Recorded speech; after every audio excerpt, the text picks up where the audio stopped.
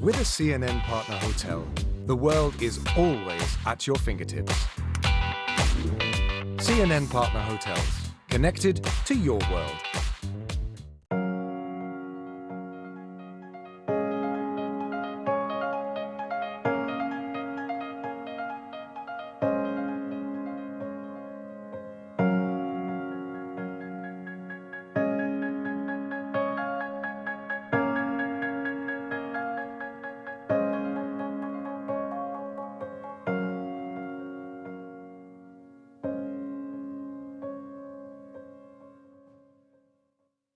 This is CNN. More people get their news from CNN than any other news source.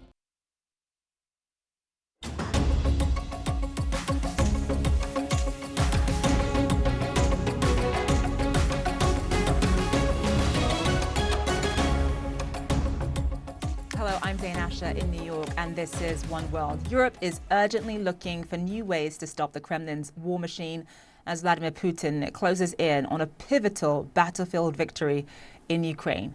EU leaders wrapped up a second day of talks in Brussels earlier with an agreement to ban 2/3 of Russian oil imports immediately and increase that to 90% by the end of the year. The embargo is just one element involving a sixth round of sanctions, and it allows for a temporary exemption for imports delivered by pipeline. The goal? To cut off Moscow's main source of military funding while boosting Ukraine's shattered economy. The president of the European Commission says the latest agreement is a big step in the right direction. We started with coal. Yesterday, in the middle of the night, we decided then to have a ban now on de facto 90% of Russian oil imports to the European Union by the end of the year. And this comes at a time when we see that Russia has disrupted supplies to, by now, 5 member states. CNN's Anna Stewart joins us live now from London. So Anna, just talk to us about this deal and also some of the concessions in it, especially for the countries that are heavily dependent on Russian oil. And those concessions just had to be in there. The EU Commission announced this sixth round of package of sanctions a month ago, Zain, and it's taken a very long time to get everyone to agree on anything. And the oil embargo was the bit that everyone was disagreeing over, particularly the landlocked countries of Hungary, Slovakia and Czech Republic, who rely heavily on Russian oil from a pipeline. And that was the big concession here. There will be no oil ban on that stretch of pipeline for the foreseeable, which is why it is a 90% oil embargo by the end of the year, not 100%. This, though, is significant. This really cuts down on how much the EU spends on Russian oil, and it will really hit Russian revenue. Currently, the EU spends around $10 billion a month just on oil and refined oil products. Russia will, of course, be looking for customers elsewhere. It will be pretty hard to replace the biggest customer it has. It will also be hard to ship it elsewhere. Lots of traders, shipping insurers, tankers are unwilling at this stage to operate in the Black Sea, for instance, and already we're seeing Russian oil trade a huge discount to benchmark crude. It's around $34 a barrel cheaper right now, and we expect that will get steeper still. Zain? And actually, there's already discussions about the next round of sanctions. Will it include a gas embargo as well, Anna? Because if you're trying to cut down on how much money the EU sends to Russia, of course, that would be the obvious next target. And already, hours after the summit wrapped up last night, it was actually 1 a.m. this morning, leaders arrived a few hours later, and that's what they were being asked. What about gas? Is that going to be in the next round of sanctions? And some EU leaders, like the Latvian Prime Minister, fully support that. They've said right from the beginning, right from the day of the invasion, we should stop importing all Russian energy. But of course, like we saw with oil, there are some countries that simply can't afford to. And it's actually much trickier with gas in terms of finding other places to replace it, finding other sources of gas. There's infrastructure issues as well. So we don't expect that to be there. Interestingly, all the EU leaders say that they operate together, they will work on the next round together. We are, in some senses, seeing some countries within the EU working unilaterally because they've decided, in some cases, not to follow through on the Kremlin's demands to pay for their gas in rubles. They've actually been cut off from gas already. So Poland, Bulgaria, most recently overnight, the Netherlands have been cut off from Russian gas already. So to that extent, some countries are already working on that right now. Zain? Right, Anna Stewart, live for us there. Thank you so much. Right, Ukraine says that Russian forces now dominate about half of Severodonetsk, one of the last major areas under Kyiv's control in the eastern region. One local official says that fierce fighting has split the city right down the middle. Another warns that Russian troops armed with flamethrowers are planning to, quote, clear the area out and burn everyone standing in their way, military or civilian. If Moscow captures Severodonetsk, it would give the Kremlin considerable momentum in its quest to control the wider Donbass region.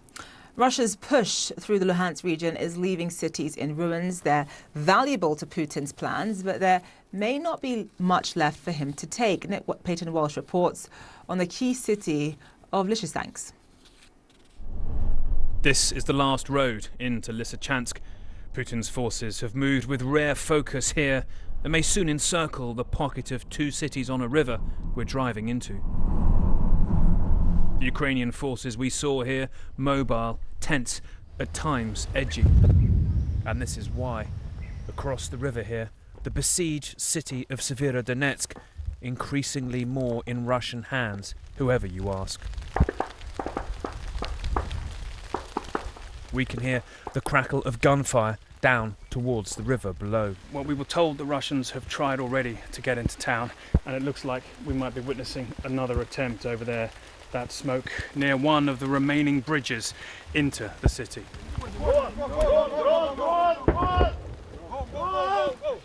Our police escorts shout drone, often used to direct artillery attacks. We are on high ground, exposed and scattered. It is a tale of two desperations here. That which makes people stay and that which makes them finally flee. Leonid is the latter.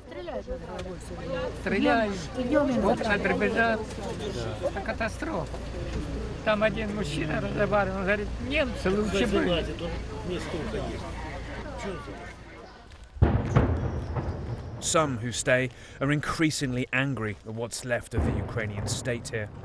A young woman was killed here a day earlier by a shell.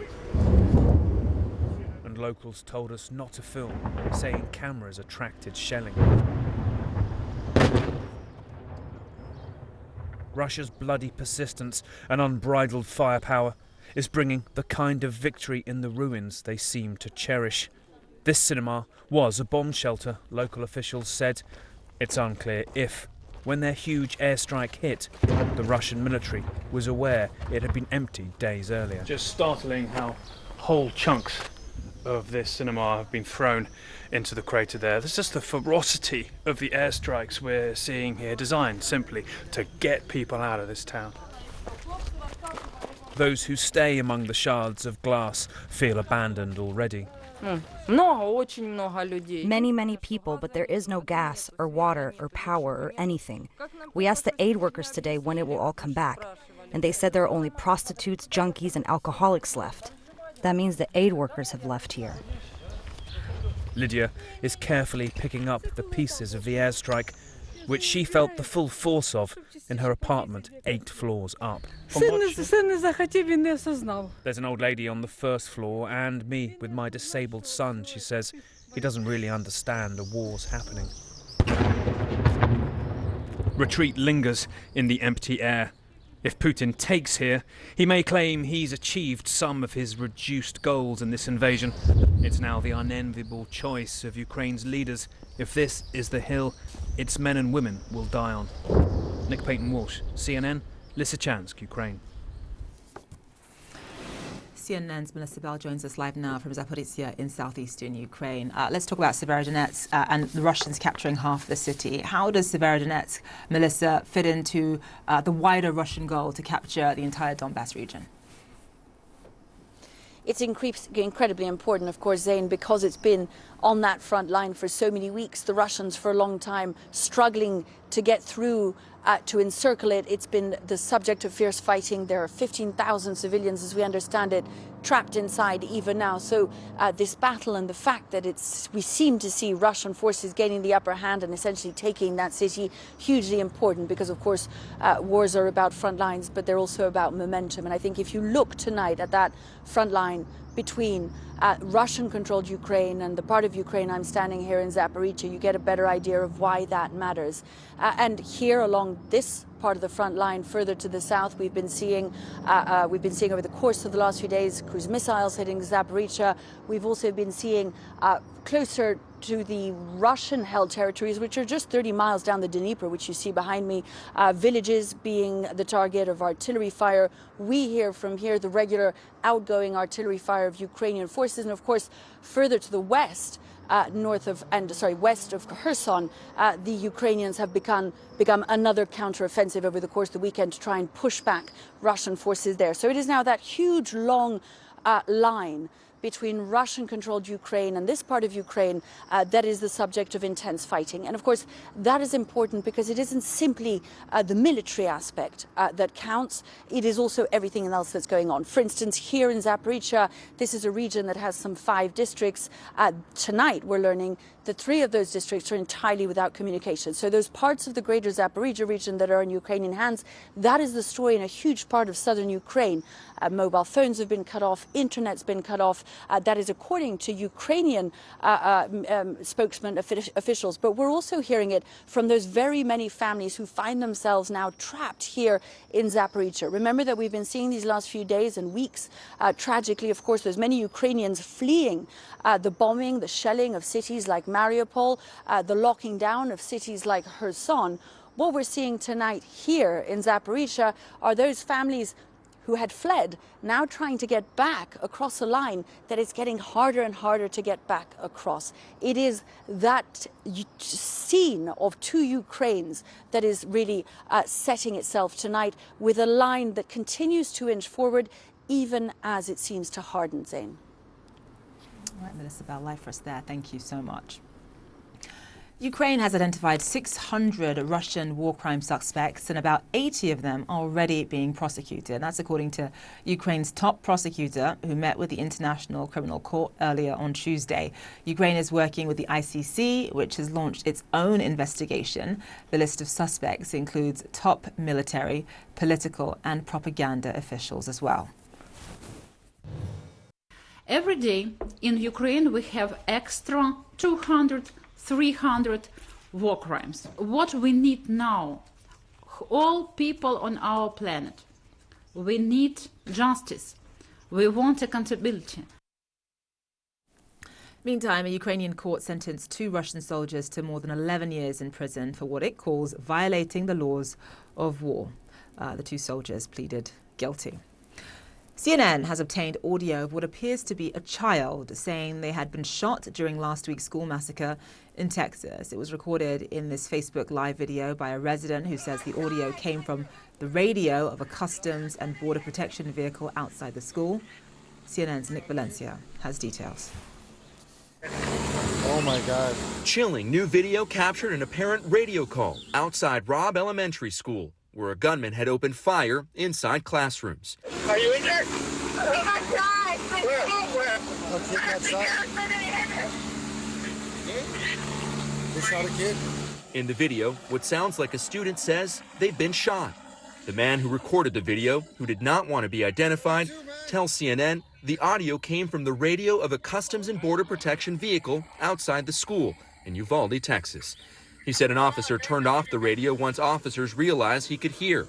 This, as new dispatch audio obtained by ABC News, indicates dispatchers relayed that at least one student was alive in the classroom.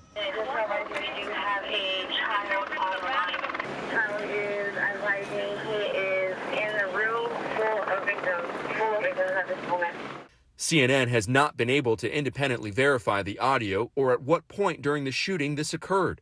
Law enforcement's timeline shows that the gunman remained in the classrooms for more than an hour, while at least 8 911 calls were made by at least 2 students begging for help.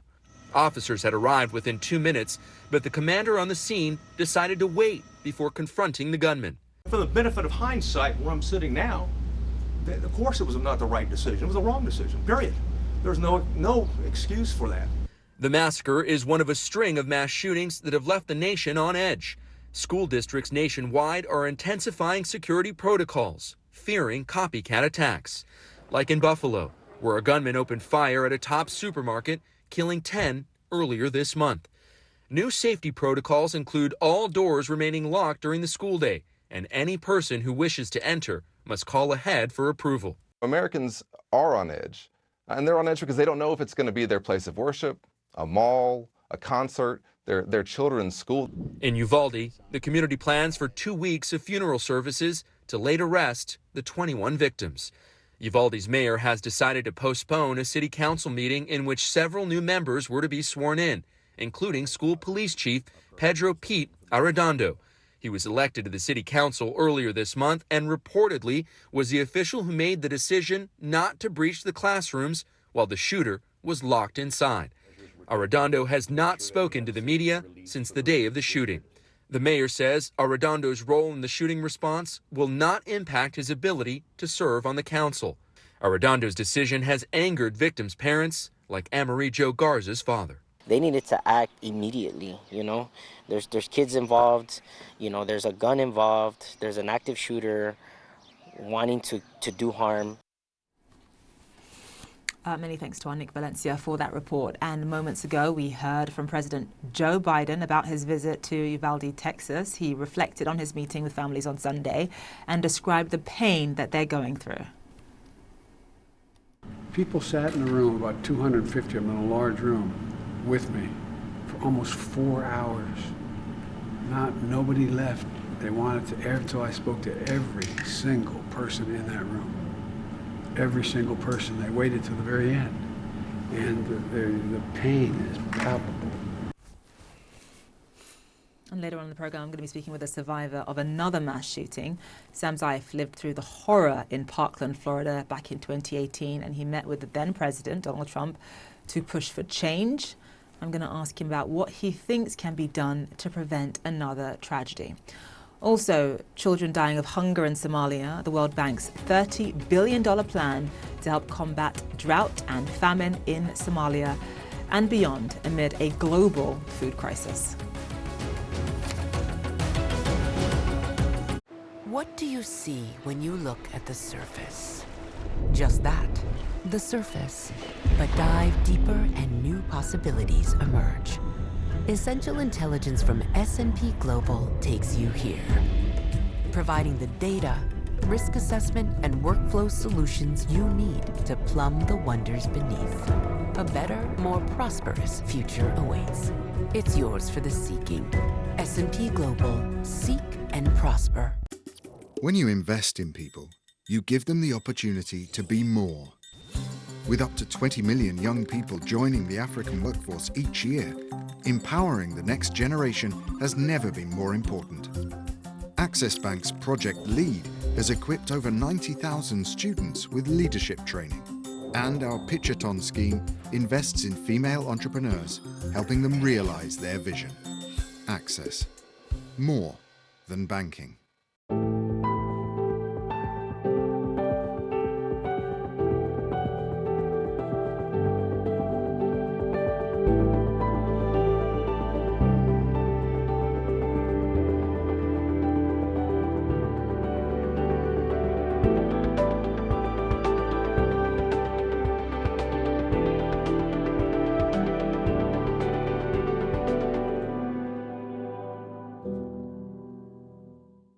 Afghan women are afraid that this is the beginning of your efforts to erase them from the workspace. It's not clear. Even if we appear with the burqa, maybe they will say that women's voices are forbidden. Did you ever imagine that you would be prevented from going to school? Girls' education is fundamental to the dignity of Afghan life. Do you believe that young girls will be allowed to go to school here in Afghanistan?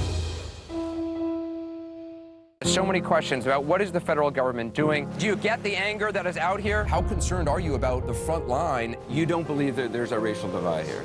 Looking back, as president, did you tell the story of race in America enough, do you think? All the places I've been and all the things I've seen, all the people I've talked to, I carry with me.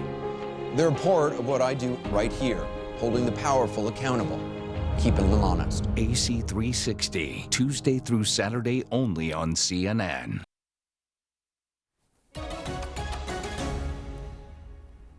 Somalia's president says that security is his country's top priority right now. But if you were to ask a Somali mother or father, for example, their answer might certainly be different. A perfect storm of problems is creating severe food shortages in that country, so bad that tens of thousands of people simply cannot get enough to eat right now. Some of the youngest Somalis never even stood a chance. The bodies of twins Ebla and Abdia are buried here. These babies only lived one day. They were born 4 weeks early after their mother could barely get enough food to survive. This is the reality in southern Somalia, going through its worst drought in 40 years.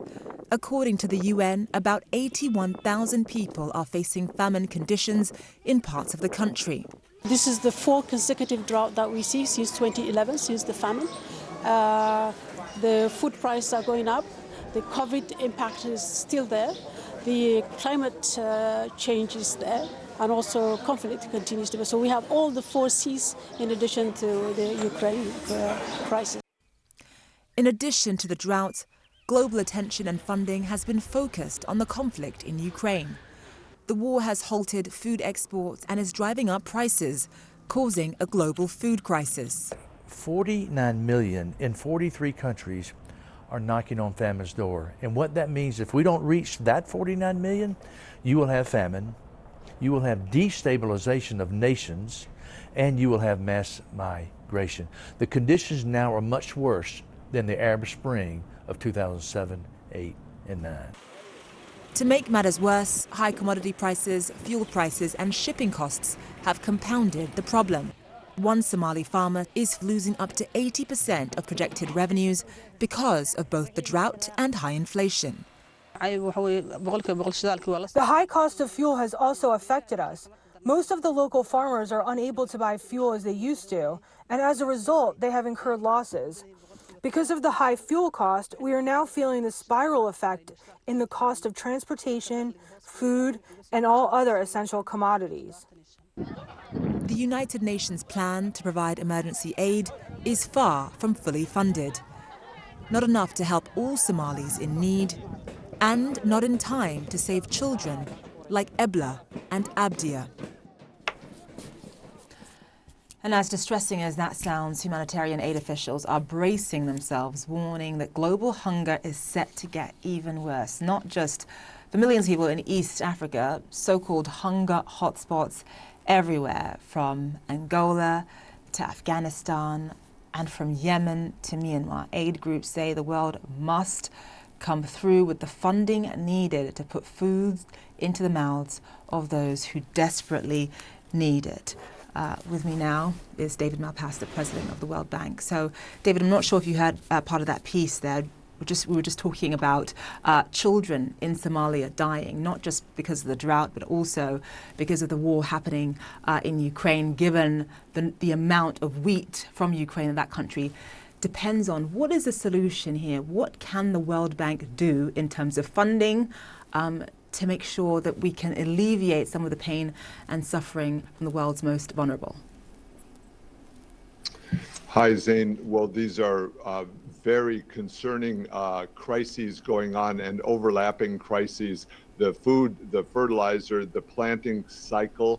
We work closely with the UN humanitarian agencies, and I think there will be a huge draw on those agencies. We are providing substantial support in Ukraine and trying to begin the process of looking into the future. They'll be an important food producer into the future. And I think one of the critical things for the world is to recognize that there needs to be much more supply of energy, of fertilizer, and of food. So that means specific steps, and especially by the advanced economies who have some room to expand their production. We also need a lot more production in Africa itself of food and of planting. As I say, we need to be looking forward to the next crop cycle as well. Right, because Africa is so dependent on situation happening elsewhere. There needs to be much more production within Africa so that it isn't as dependent on, for example, Ukraine. In terms of what the World Bank is doing, the World Bank just announced $30 billion in additional funding. Can you just give us an example of what specifically that money is going to go towards? Some will go to crops themselves and import of commodities, but the world relies on humanitarian agencies primarily for that during the droughts. We helped a lot in Somalia and East Africa with the locust problem a year and 2 years ago, where the locusts were eating the food that was needed for animals. One of the critical needs right now is enough feed for animals, so that, because those end up being the savings or the future food of families, so when the drought is severe, there needs to be a lot more growing of crops for animal feed. So we're working in most of the countries, but again, as I say, it's a heavy burden for the humanitarian agencies. We work with the World Food Program, with UNICEF, and with the International Red Cross, of course, in various of these countries in order to provide humanitarian support. That applies, for example, in Yemen, where we help fund some of the food boxes going in. It's been good to see some stabilization in the political environment there. But let me come back and re-emphasize, the critical variable for the world is for there to be more production and supply, and that's right now missing in the plans of the major economies. Right, so how can countries, for example, in Africa start laying the groundwork for that now? 45 countries in Africa rely heavily on Ukraine and actually Russia for food imports. But at the same time, this war has shown us that they really don't have enough control over production, supply, logistics. That needs to change. How can these countries start laying the groundwork for that change now? One thing is for them to ask for two things from the advanced economies. One is more open markets so that they can trade and sell into those markets, and in that way get the cash that they need in order to buy commodity crops. You know, around the world there is sufficient available wheat and corn and rice for commodities, but it's not going to the poorest countries because of lack of shipping. You mentioned that earlier. One of the major things going on is the advanced economies are buying up the surpluses, and especially important one is liquefied natural gas. It's going into preparing for next winter and the following winter at a time, you know, LNG is the critical component for fertilizer, which then makes food yields and allows the growing of food. So there's a shortage.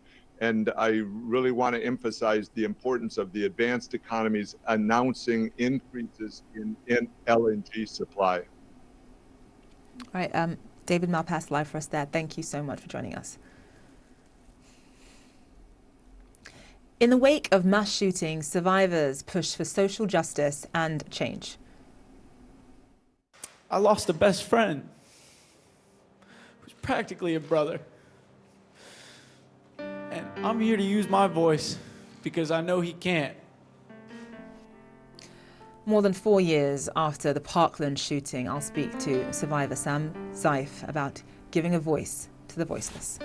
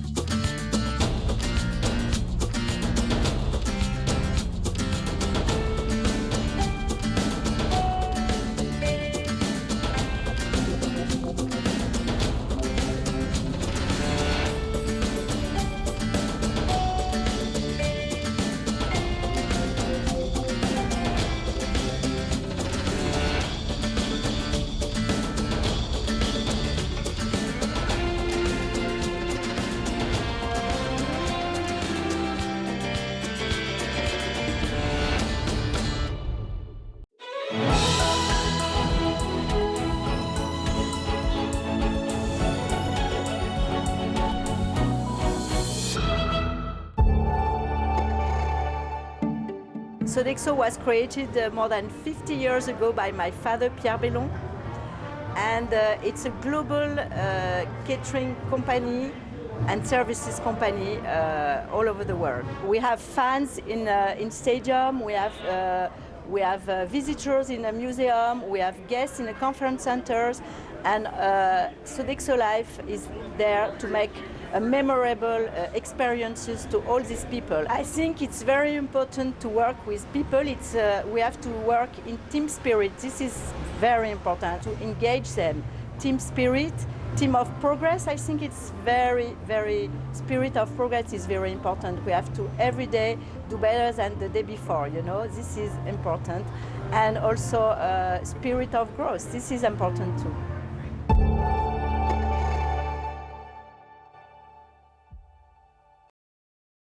I'm Bill Weir in Greenland, and this is CNN.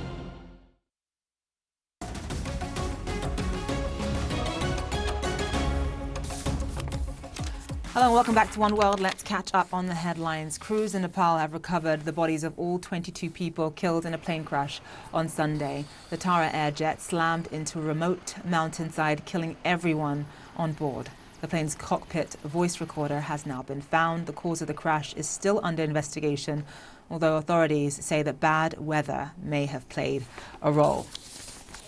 What was Hurricane Agatha has weakened to a tropical depression as it moves across southern Mexico. The National Hurricane Center says up to 50 centimeters of rain could fall, especially in the state of Oaxaca. Agatha is expected to dissipate, but its remnants could form a new storm when they hit the Gulf of Mexico. Canadian Prime Minister Justin Trudeau has introduced a bill that would freeze handgun ownership across Canada. If passed, the legislation would bar the sale, the transfer or import of handguns in Canada. In addition, long gun magazines could never hold more than 5 rounds. In the US, activists have been calling for a wide range of gun reforms as well as school security improvements. Some of the most vocal advocates have been survivors of the 2018 school shooting in Parkland, Florida, where 17 people were killed on Valentine's Day. Despite the groundswell of support behind them, including the massive March for Our Lives rally in Washington in 2018, the US government has done little to address the problem. You may remember just 7 days after the Parkland shooting, then President Trump met with dozens of mass shooting survivors to hear their stories. Among them was Sam Zeif. His brother was in a classroom where the shooting was happening, and he learned that one of his good friends was killed in the massacre. What's going on? It's just crazy. Once the code red for an active shooter was announced, but through research I woke up to the news that my best friend was gone. And I don't understand why I could still go in a store and buy a weapon of war, an AR. I was reading today that a person 20 years old walked into a store and bought an AR-15 in 5 minutes with an expired ID. How is it that easy to buy this type of weapon? How do we not stop this after Columbine, after Sandy Hook? I'm sitting with a mother that lost her son. It's still happening. Sam's friend, Joaquin Oliver, was killed in the attack. His mother remembers him as a passionate person who was frustrated with America's, quote, incompetence to stop mass shootings. Tragically, she says, he died because of that very incompetence. Joaquin's parents founded a group called Change the Ref to empower future leaders in activism and to use art to confront the mass shooting epidemic. Sam Zeif is also a part of that group, and he joins us live now from Santa Monica, California. Sam, thank you so much for being with us. As you well know, this country has seen far too many mass shootings, and it sort of seems that, especially from people watching who don't necessarily live in America, it sort of seems that no matter how much heartbreak there is, no matter how much sadness and death there is from mass shootings, nothing seems able to stop this epidemic in this country. Why is that? I would definitely say that the main reason for that is because of lobbyists. the policymakers in our country don't want to give up their money in exchange for American lives. As long as gun companies are lobbying with politicians and politicians are making laws in their favor, or I guess I should say not making laws in their favor, this will continue. This will continue to happen. In that video from the White House, that was 4 years ago, and I want to say 2 days after the shooting, and I was much more naive then. I could say, how is this happening? And I have the answer now. This is happening because the people that we elected to make decisions for us, to make decisions for our betterment, continue to allow it to happen so that they can fill their pockets. So for people who are now starting to feel hopeless, what is your advice to them? How can they continue to use their voice to try to instigate change when nothing seems to change no matter what they do? Be the change, be the voice, don't be a bystander. Every solution just starts with one person. And although you might feel small, you might feel like you can't make a change, you definitely can. You can be powerful in numbers. There are plenty of people who feel the same way. And honestly, the real way to make change is to start with our policymakers.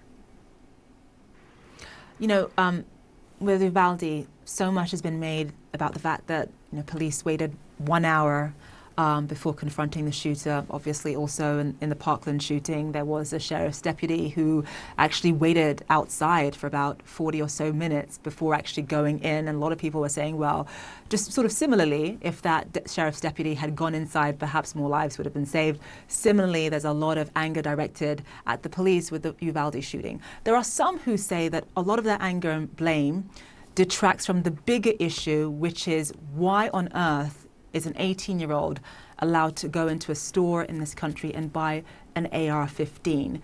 Do you think the focus in both of these cases should be on the police, or should it be much more on what I just mentioned, why kids are allowed to buy weapons of war in this country? It's not a one or the other. There's a wide variety of problems that go into this one issue that only our country seems to face, and other countries that have faced it seem to react very well right now. You know, in Australia, it took less than a week for them to ban assault rifles after a mass shooting. And for us, there's just a wall in front of us. How can I put myself in someone's shoes and say that I would run into a building that's being shot up? However, I'm also not the one who took an oath to put my life on the line for others. In our situation, many people say a good guy with a gun could have been there and stopped it. And there was a good guy with a gun, and he stood outside for 40 plus minutes. It's not a one or the other problem. You can't just blame the police for allowing this, and you can't just blame on people having the access. We give them access. In that video of you with Donald Trump in 2018, it was, I mean, you were so emotional. You know, you talked about the fact that you felt unsafe going to school, you felt unsafe in sort of public places, in parks, for example. You didn't understand why you could still, even in the wake of that kind of tragedy, go into a store and buy an AR-15. And you sort of seemed hopeful that your words would have impact. And yet here we are less than 4 years later, or slightly more than 4 years later, and we're seeing a mass shooting, not just in any high school, but in an elementary school where 10-year-olds were getting killed. Just walk me through the level of frustration that you must be feeling right now. I mean, it's extreme. I'm extremely frustrated. Forget about me for a second and think about Nicole Hawk, a mother from Sandy Hook, who I was sitting next to at the White House, who is still fighting this fight a decade later, forget about me for a second. Think about all the other people that have been doing this for so much longer.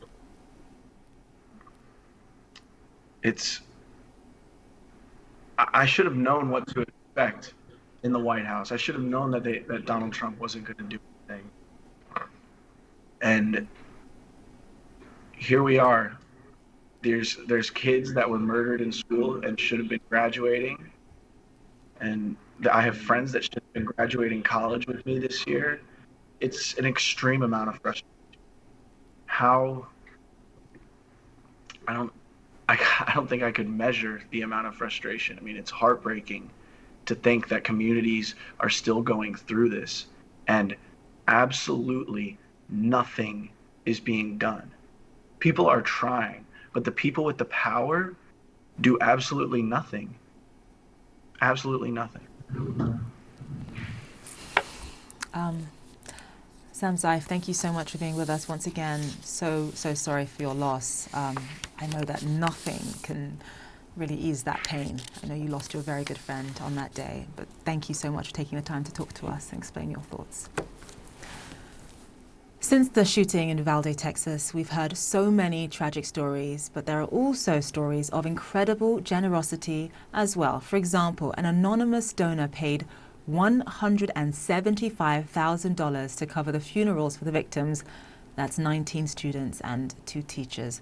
The Texas company donated 19 customized caskets for the victims.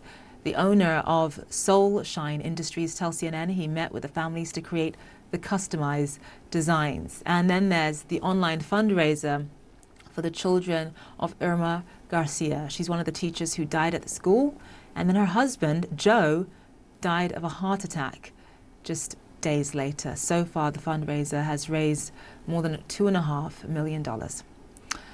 Thank you so much for watching One World. I'm Zain Asher. African Voices up next. You're watching CNN. Through investment in STEM schools, Egypt has committed to building a more diverse and inclusive workforce. They are encouraging women and girls across the country to pursue careers in science, technology, engineering, and mathematics.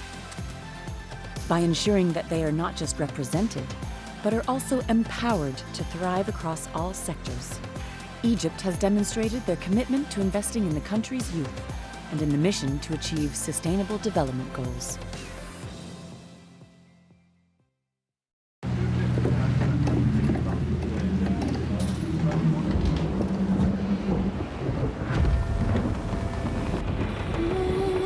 We'll be landing shortly in South Africa.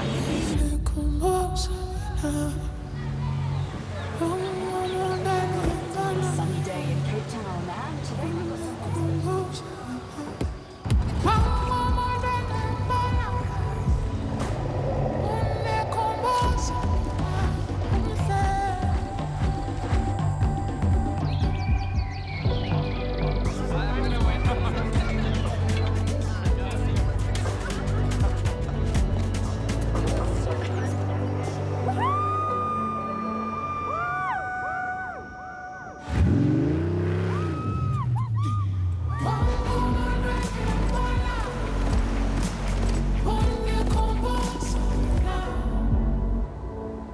We invite you with open arms to our wonderful country.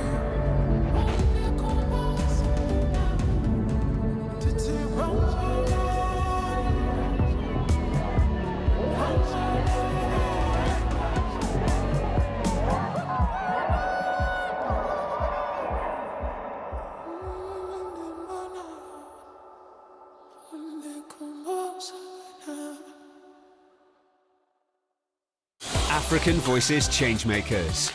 Create opportunities, impact communities, transform lives. Hear their stories next. In association with Glow. Have you heard it like this? Let's untangle the players and political forces. Fast-paced news from the perspective of The Global Brief with Bianca Nobilo. Tonight on CNN. African Voices Changemakers. In association with Glow Unlimited.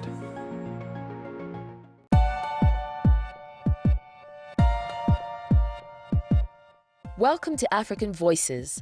This week, we're taking a look back at some of the best moments from recent episodes.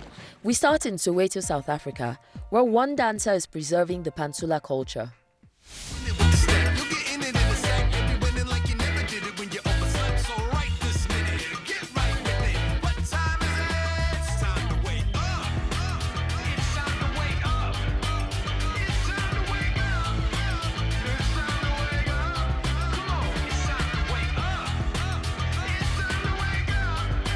I use Pantsula dance to connect to the world because dance is a universal language. My name is Tebodi Petro. I am a Pantsula dancer from Johannesburg in South Africa, and I am a change maker.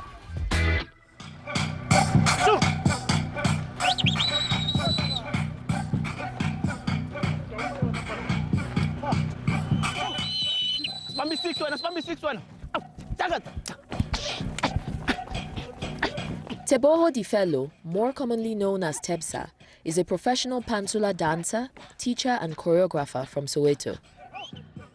Pantsula is a uniquely South African dance culture born out of the townships, serving as a response to political and social issues. When I was a child, I used to be exposed into dancing a lot. During that time, dancing was like the most in thing, you know. It was either dancing or playing soccer. When I started dancing, I was in primary school, but then there was this jukebox in the hood in Naledi, Amsia. We'd find a lot of dancers there. So I was always on the corner there or leaning against the wall, watching these dancers, taking turns inside the circle. So according to, in love with like the scene there, it was amazing.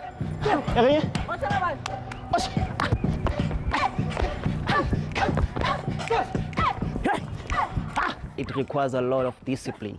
For you to remember actually the movements, you need to focus a lot. And what I like about Pantsula is not just a dance style, you know, it's a dance for the people. After discovering the dance movement at a young age, he went on to get formal training at the Pantsula dance company, Shakers and Movers. I went there, Lord, I got inspiration, and I met this guy called Stembiso Makanya. He was like the best Pantsula dancer. So I got an opportunity to be taught by him. There's a lot of guys that I've worked with and I've changed their lives, you know. But now Tebsa is a kind of different character for me because he puts love into this and he invests in this. You know, he's different in that way, you know. His hard work paid off in 2018 when he won a Red Bull competition in South Africa. You find a lot of dancers coming from different dance genres to compete for a prize, you know, or for a title. So 2018 was like my first time competing in that platforms. Sometimes Pantsula, it is not taken serious, it is not in those bigger platforms, and I know that a lot of Pantsula dancers, they are looking up to me, so I had to give them hope, I had to give them inspiration. After winning, he received a wildcard entry into Red Bull's International Dance Contest. I went to compete in Paris, in France, so it was like a big event there. You'd find the best top dancers in the world coming from America, China, everywhere. So then I never won the competition, but I felt like a winner because I got to expose Pantsula to the world. Today, the genre remains an expression of the times and an identity. Remember, after the 1950s, there was this racial segregation. But with Pantsula, it's like a universal language. So it's one thing that makes people united. You know what I mean? It has been part and parcel of like the South African history as a way of resisting. The apartheid regime wanted to separate us, but Pantsula brought us together. Yo, so that's what's so special about this craft. Today, he's made it his mission to promote Pantsula and educate the next generation of dancers. Hands up! Hands up! Hands up! We're trying to bring positive change into the community. They respect us for what we do to the kids and to the community, because we're in a place where it is not easy actually, you know, to make it. We can ride. We can roll. Let's go. Let's go. Well, now we're in Naledi, in a Naledi Community Center. This place right here, it's where talent is nurtured, you know, it's where these kids are developed. Without Mada, could have not been here. So I see the importance of having a mentor in your life, you know, somebody that cares. TEPSA is also encouraging a new generation of girls to get into the scene. Lee Lenela is an ambitious, passionate Pantula dancer and TEPSA's dancing partner. The only rose among thorns, her name is Lee. So it's rare to find like usually ladies in a Pantula. But for me to start the crew with the lady, it was interesting because I wanted to engage a lot of people. I'm always interested in seeing ladies challenging themselves into male-dominated industries. So for me, it's like, okay, I'm gonna prove a point to this cliche of dancing with only guys. So I'm gonna bring a lady there and we're gonna do it big. So I started with him, we pushed as a duo, went to competitions, we made our mark and we got people interested. Next, a Ghanaian chef is mixing traditions from her culture with some new age zest to create one-of-a-kind culinary experiences. 20,000 naira free bonus. 20,000 naira for free. Is your line blocked? Then move to Glow. I'm reconnected. Because we've all reconnected. And it's simple. Just link your NIN by dialing *109#. 20,000 naira free bonus. Free. No. And existing customers get 20,000 naira for free. Make the right call with Glow. African Voices Changemakers. Create opportunities, impact communities, transform lives. Hear more of their stories tomorrow in association with Glow. You can help the refugees from Ukraine. Join the over 80,000 who've already raised millions for food, shelter, and more. Explore cnn.com/impact. Click to take action.